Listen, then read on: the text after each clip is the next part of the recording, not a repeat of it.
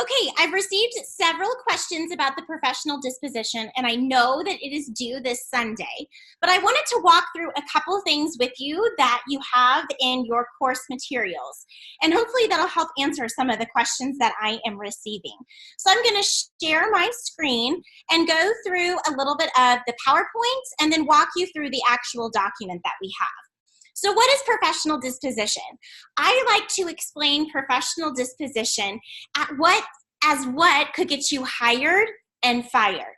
So we know that instructional coaches, principals, and our colleagues will help us with the content, but it's really hard to teach somebody how to human well. We want to make sure that our professional disposition is displaying a very positive outlook, that we advocate for ourselves in a professional manner, that we're able to ask clarifying questions, and we're really thinking of a win-win idea.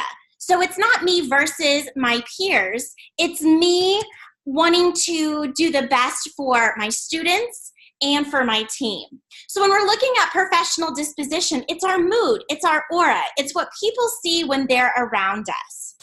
So we have a couple definitions according to the Webster's Dictionary. Your disposition is your prevailing tendency or your mood.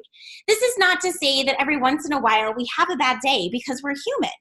What it does mean is that we have the opportunity to overcome some of those bad days, and as much as we can, leave our home lives at the door when we walk into our classrooms. Again, please do not hear that professional disposition means that we are simply not acknowledging what we bring to the table, because we're always going to be thinking about that, just like our students. But just like our students, we do expect them to be able to bring in new information. And our students can't do that if they're only worried about their junk. And I say that, and that's what my mentor always told me. Our junk is what we just carry. It's the stuff that we have to deal with every single day. So our professional disposition is just that. It's professional. Do we handle and carry ourselves in a way that is professional? So looking through, when you think about your favorite teacher, what immediately comes to mind? So my favorite teacher was hysterical, and I am so not a funny person, so I didn't try to emulate that as far as my favorite teacher, but he was very personable. He took questions, he sat down, and I really felt that he cared. Come to find out, my teacher was going through some really tough times in his personal life, and though I saw on occasion he was sad, for the most part, he was there with us and ready to help. So I want you to think about that as you are filling out your professional disposition. There's a couple other links that you can check out as well to help you figure this out. Your disposition form is going to be something that at the end of the semester, your coach will complete with the help of your instructors. So the professional disposition will track the different traits on the form and say, are they acceptable in their professional disposition, or is it an opportunity, something that we can talk through? And your coaches will have those conversations with you.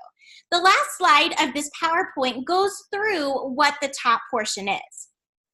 So you have an unacceptable, you have an acceptable, and then you have a target.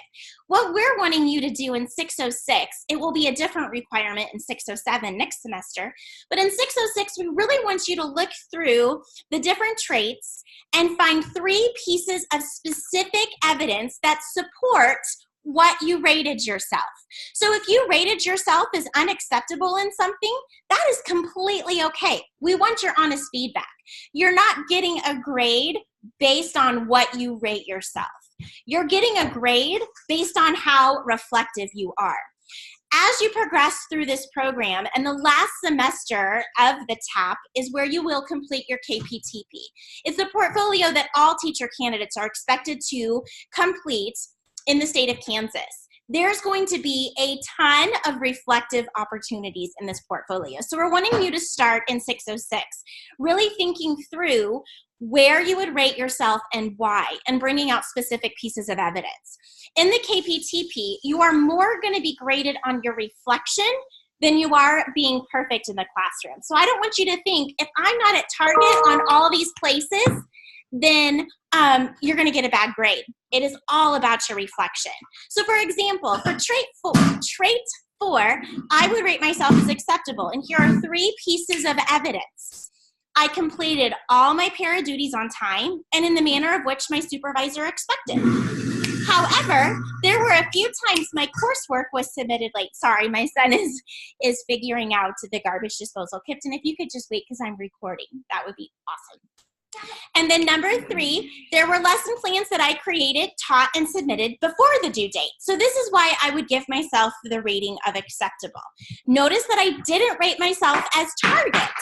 So those are things that I want you to think about as you are completing the assignment. So if you have other questions or need some clarifying answers, go ahead and send me an email. Otherwise, you guys got this. You're awesome. Just be reflective practitioners. That's what we can ask of you in the field. Have a great day and good luck.